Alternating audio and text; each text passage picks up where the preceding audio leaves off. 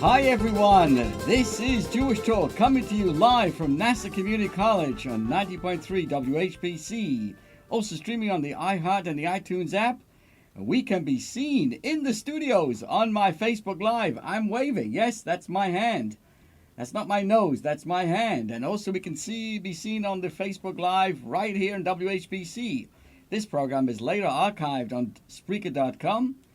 So hi there, you got it right. This is Rabbi Perl. Good morning, good afternoon, and good evening.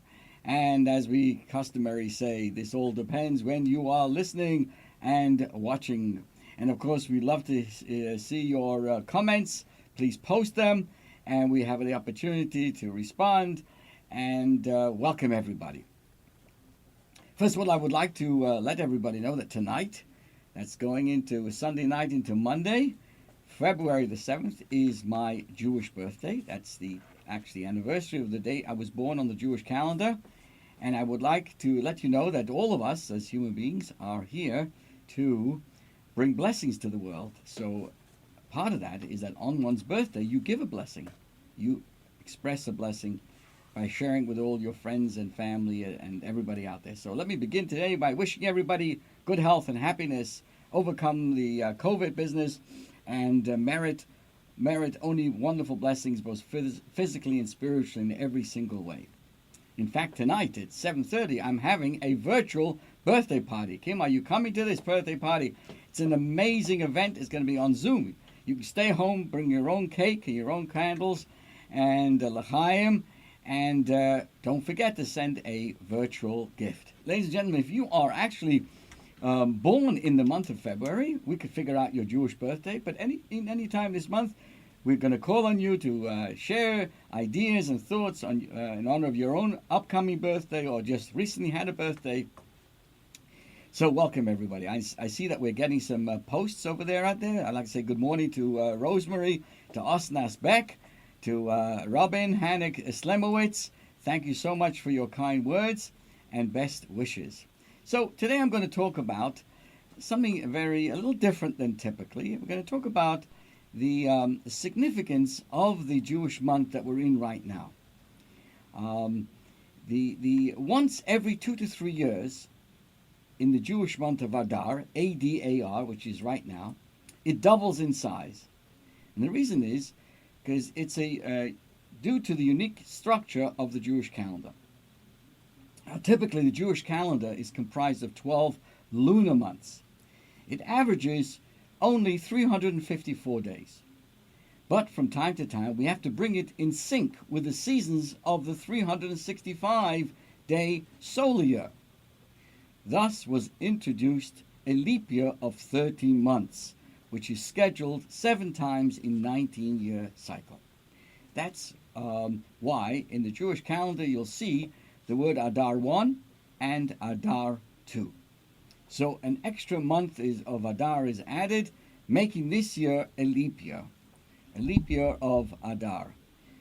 So this year, 5782, is one of those leap years when we now have 2 months of Adar. And this first one began just last past week.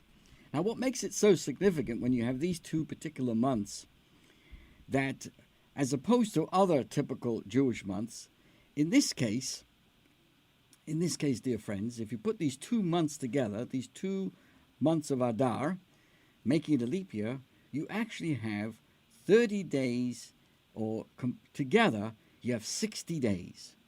These 2 months of Adar have 60 days together. So beginning from the first day of Rosh Chodesh, which would have been the 30th day of Shvat, Adar 1, all the way through 30 days of Adar 1, and there's 29 days in Adar 2, makes a complete number of 60 days. 60 days, my friends. Unbelievable. Can't believe it. And I'm receiving all kinds of wonderful comments and posts, and we can be heard loud and clear.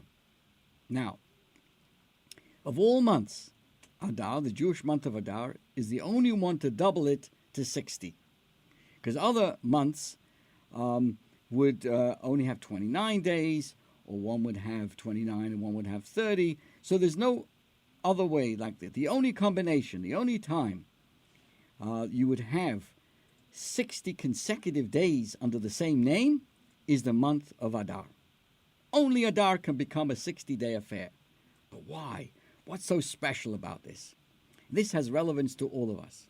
On a simple level, it is because they often waited until Adar. What was the reason why we had to sync both the solar and the lunar calendar? Is because even though we follow the lunar calendar, we have to make sure that the Jewish holidays fall out in the spring. So if you fell back 11 days in our calendar constantly, you would have Passover much earlier or much later. In order to make sure that Passover falls out in the spring season, they would often wait till the month of Adar and then say, oh, the season isn't here yet, we better add another month. So that's one reason given. Therefore, the last month of the Hebrew calendar in this cycle is before the beginning of Nisan. And therefore, they would wait till to ascertain if they needed to add this month. So that was the last month, and that was the one that was doubled. As I said, it was to ensure that Passover begins during the spring season. Yet in Torah, everything is precise and meticulous. Therefore, the choice of Adar was not just random, since it happens to be the last month of the year, but rather it is connected to the theme of the month. There's something unique about the month of Adar, both the first and the second, that makes it so prone and so important that it be doubled over to be a 60-month affair. So exactly 30 years ago, in February of 1992, the Lubavitcher Rebbe presented a profound and moving spiritual explanation to this. Now, let's go back a little bit to explain it, and therefore you'll have a better understanding. I'm going to take you into a journey into the Jewish kitchen, and this is a true story. It happened. A rabbi gets a call from a lady who's very nervous, and she's referring to a case of the mother of a bar mitzvah boy. She had prepared a huge pot of chicken soup for the upcoming Shabbos festival meal. And the woman who had called the rabbi reports the following story. The bar mitzvah boy, who was home from school on Friday before the big Shabbos, had warmed up some pizza in the toaster oven, on a piece of aluminum foil. Now, after completing his lunch, he crushed the used foil into a ball, and he attempted to shoot it into the garbage can. I know that Kim, your children would always do that, right? They take the bowl of leftovers and azoy, give it a hoping would get right into the garbage can. Well, till this point, it seemed to be like a normal thing. But here's where the drama began. This young boy, the bar mitzvah boy, when he threw his ball, the ball of the kitchen foil with the pizza left over, instead of it landing in the garbage can, it went right into the pot of chicken soup, simmering on the stove in preparation for his bar mitzvah meal. So the woman who called the rabbi said, "What do we do?" "I want to tell you," she says, "we immediately discarded the foil with the pizza on it. We pulled it out of the soup. But at the same time, before we got it, the foil and the pizza cheese was now submerged in the chicken soup. Oy! I can smell it right here. Does the soup need to be thrown out? Do we need to start again to prepare the food for this big party?" Or, as what happened in my kitchen, it happens many times, you make a coffee with milk, real milk, and you lose your balance, and some of the coffee spills into the big cholent pot, over there, that's filled with meat and simmering on the fire. Kim, it happens to you all. Does it ever happen to you in your kitchen? Oy. Anyway, do we need to throw out all the cholent, or and start all over again? And would we have to rely on the herring instead of the cholent? So in both cases, the rabbi made a quick calculation of the volume of foil and any dairy residue on it versus the amount of soup in the pot. The calculation turned out that the volume of the milk that fell into the cholent versus the amount of cholent in the pot. And it was clear that there was 60 times more soup than the dairy foil and the residue. And there was 60 times more cholent than the milk. And the rabbi said it's all kosher. And of course, there was an audible sigh of relief on the other side of the line. This is a very important law in Jewish kitchen law. How does it work? Well, the Mishnah tells us that this is what it's based on, that not only is the non-kosher food forbidden to eat, but any taste of that food is also not allowed. That's called tam ke'ikah. Therefore, if a non-kosher food falls into a pot of kosher food, or dairy falls into a deli food, thereby imbuing the kosher food with a non-kosher flavor, we apply the rule of tam ke'ikah. And once the kosher food is now non-kosher, even though the non-kosher food was removed.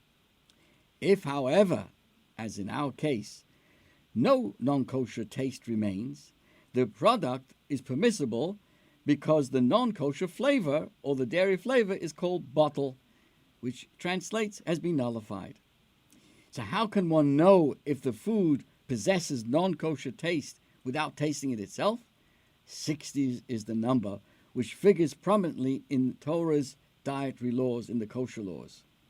And we know that the non-kosher flavor or the dairy flavor is nullified if there's shishim, 60 times more kosher than non-kosher. One can assume that if there is 60 times more kosher than non-kosher food, the taste of the non-kosher food is no longer detectable and therefore is permissible to eat. Now, I know you're thinking, Rabbi, what's going on with you with your focus, with your fish and your herring and your cholent? What's going on over here? Bottom line is, this means that the volume of kosher must be 60 times greater than the volume of non-kosher. However, if the amount of kosher is less than 60 times the non-kosher food, the non-kosher comprises of more than 1.6% of the entire mixture. The mixture is not kosher even after the non-kosher food has been removed, since we assume there's still the non-kosher taste in it. Oy Gewalt, why am I being so technical today? And there's a whole background of where the 60 comes from. We'll leave that for another time, of why 60 is the number. What is important over here, that we have the laws of bittul, of nullification, that if there's something 60, it can nullify, as the example I gave. And this is one of the very nuanced and complex and is part of the code of Jewish law. Now, there's something comforting about all of this. It's quite evident that the Torah recognizes that people can make mistakes. In addition to kitchen mix-ups, as we find in the Yoredea, in every part of the Code of Jewish Law, it devotes many sections to what should we do with mistakes. This includes, for example, making a mistake while we're praying, making a mistake by a scribe, or mistakes made by a rabbi. Mistakes are part of the plan. We must forgive ourselves and others for making mistakes. Our goal is not perfection, but accountability. Okay, so now that you have that background, I'm going to now bring it to what we're talking about today, the 60 days of the 2 months of Adar. Again, how does all of this work? I'm eating a cholent. I know that there's milk in this cholent, even if I can't see it or taste it. The answer is that when you have 60 of other ingredients, the impure substance is neutralized, and furthermore, it becomes part and parcel of the kosher whole. Not only is it considered dissolved or non-existent, but what is more, the very impure substance is considered to be transformed into kosher food, and it is not part of the kosher dish. It's not just that my coffee is not felt in the cholent, it's that my coffee has become cholent. My cholent has become a bit larger due to the coffee. This is fascinating. I'm sure everybody is now happy why they woke up in the morning to listen to this program. But this is the power of 60. It does not only nullify the flavor, it transforms the flavor. It is not a transformed entity. From non-kosher, it was made into kosher. And now, we will now understand the significance of why in the Jewish calendar, it is only the month of Adar that was given 60 days, the number 60 days. What's so special about the month that we're in right now? the Jewish month of Adar, A-D-A-R. The AD stands for assistant. The AD means the attorney. No, nothing to do with the attorney. Assistant. What is the essence of the month? In the Gemara, the Megillah tells us this is a month that was transformed from sorrow to joy in the story of Esther. And the Talmud tells us that when the month of Adar enters, we increase in joy. Mishenichnas Adar marbim besimcha. So there's something very, very important in the whole theme of Adar. It's a month of increased joy. What happened in the month of Adar? The whole story of Purim that speaks about Haman, speaks about Achashverosh, particularly speaks about Mordechai and Esther. So Adar, when we talk about increased of joy, this wasn't just an ordinary joy. We have many joyous days. Shabbos, we have holidays, we have, every day we always have to serve and be in an atmosphere of joy. What was so special about the month of Adar? More than the joy derived from a fortunate event, more than the delight in a pleasing break from some monotonous aspect, this is a month of transformation. That which looked so negative and so terrible, the impending danger of the decree of Haman, Yamach Shemai, it was transformed, not into just no more negativity, but it would turn into a day of happiness and celebration. It was the joy of the bitter turning into sweet, of the adverse converting itself into positive force, of darkness becoming light. And that's why in the Talmud itself, it's in the tractate of Tanis, which is a whole section of the Talmud speaking about fasts and calamitous events.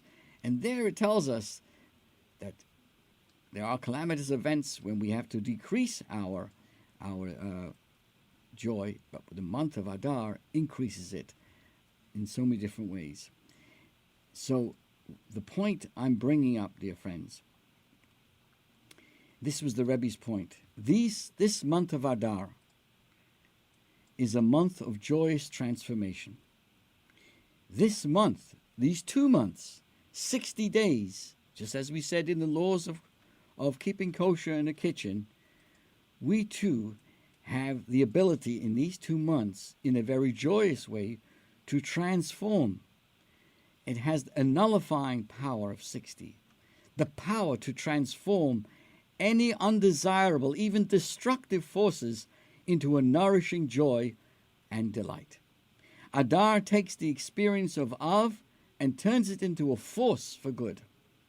Adar has the ability to take those aspects of our lives that are disturbing and challenging and transform them into a catalyst for deeper self-awareness, growth, and even joy. This is of all months. Adar is the only one, though, to double it to 60.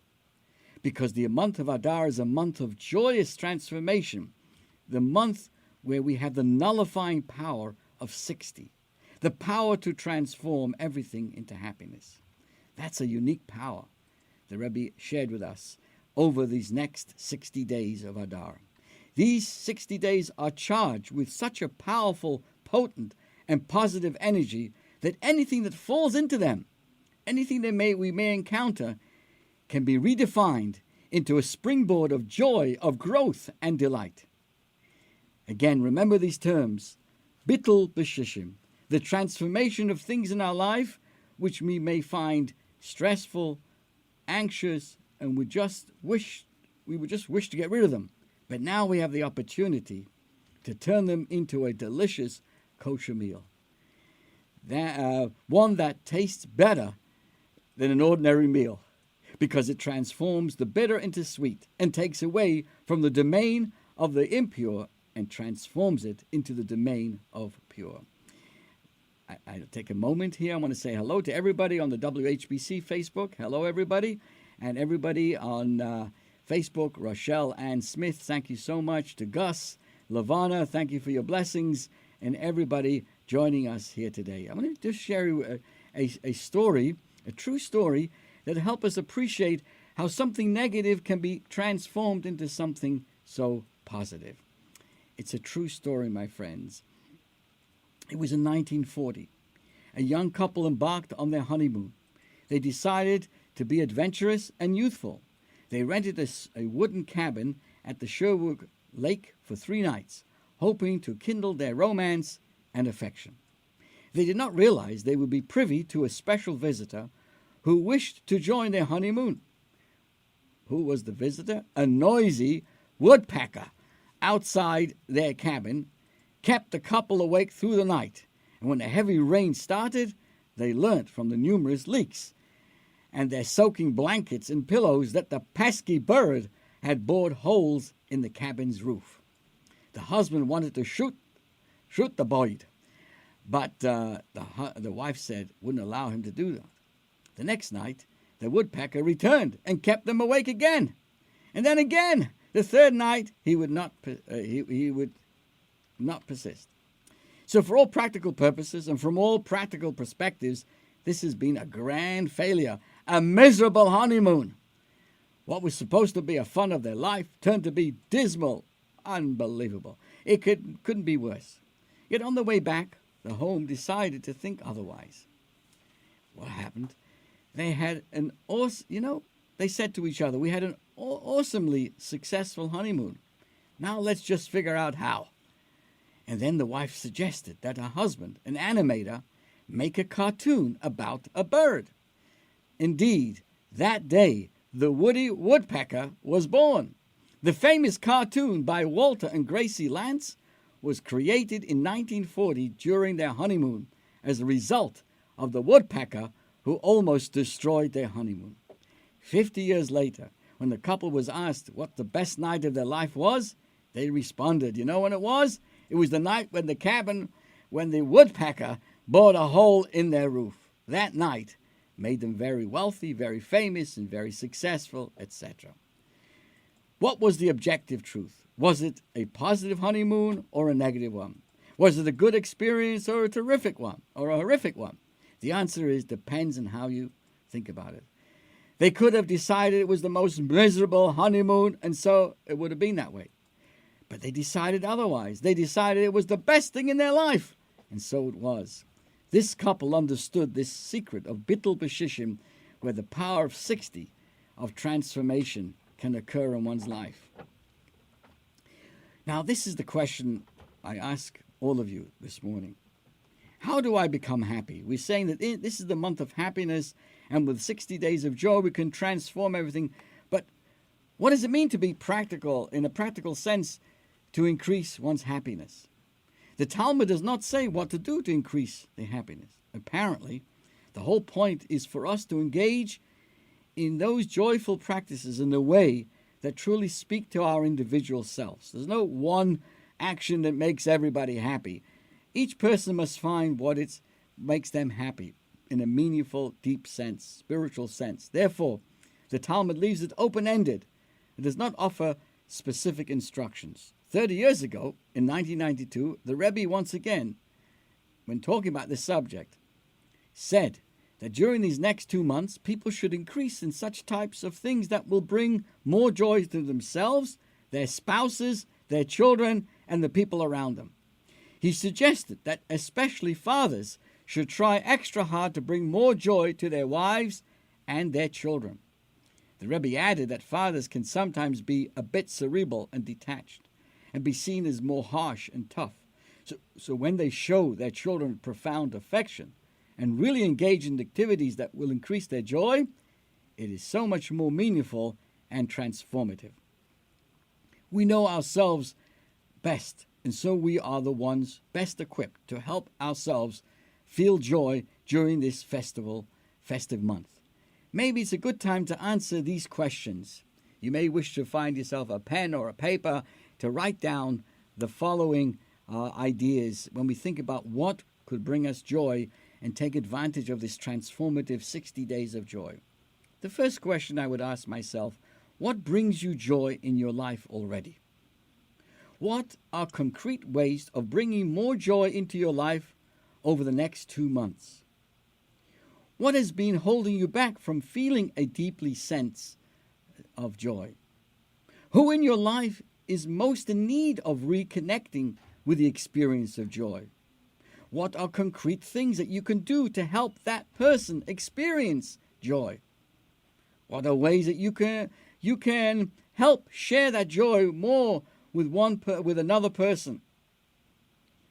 Another question, how you spent your time currently? Are you spending your time on what you value most? How will you ensure that the joy you experience this Adar 1 and Adar 2 is not a passing phase, but becomes part of your life, day to day, our experience of living? So these are 2 charged months when we are given the divine power to take our challenges in life and cast them into a 60-day melting pot of Adar, so we can dance from the exile into redemption, both individually and collectively. And so, on the eve of my own birthday, I was born, my Jewish birthday is the 6th day of Adar. We are having a very special virtual birthday party, not just simply to celebrate my birthday, but for all of us to come together and to learn how the best way to celebrate the day of one's birth. And I saw a very beautiful thought that in this month, on Tuesday's date, is the 7th day of Adar. The 7th day of Adar is the birthday of Moses, Moshe Rabbeinu. He was born and he also passed away on that very same day. And the Rebbe explains that what are we celebrating on our birthday? We're celebrating, when we're first born, we're not sure what's going on. But as the years go by, the purpose that God gives us to live from one year to the next is to bring out that potential in what our mission is in this world. So as the years go by, what we celebrate, as we look back, we see, wow, look what I have accomplished in this past year. Look how much potential I brought into reality, and to give ourselves to be charged up to look forward in the coming year to accomplish even more, to reveal the hidden potential each and every one of us has. So especially in this month of Adar, even if you're not born in the month of Adar, all of us have the ability in these 2 charged months to be able to take our challenges and, as I said, kind of throw them into the 60-day melting pot of Adar, where we can turn all challenges into something very, very special. And I, again, want to say thank you to everybody for joining us. I want to say thank you to Sharon Jacobs. Thank you for your blessings, Jonathan Wolf. And let's see, Michael Weingart. And let's see who I missed out as Denise Zellickson. Thank you for your blessings to Robin and to Linda and to Mordechai, who's listening all the way from Germany. Can you hear that? All the way from Germany. And Osnas Beck from East Meadow. Wow, thank you, everybody. And to everybody listening out there in the world of WHPC, 90.3 WHPC, have a wonderful week. Stay well, stay happy, and may God bless each and every one of us with long life and good things to enjoy for many good years to come.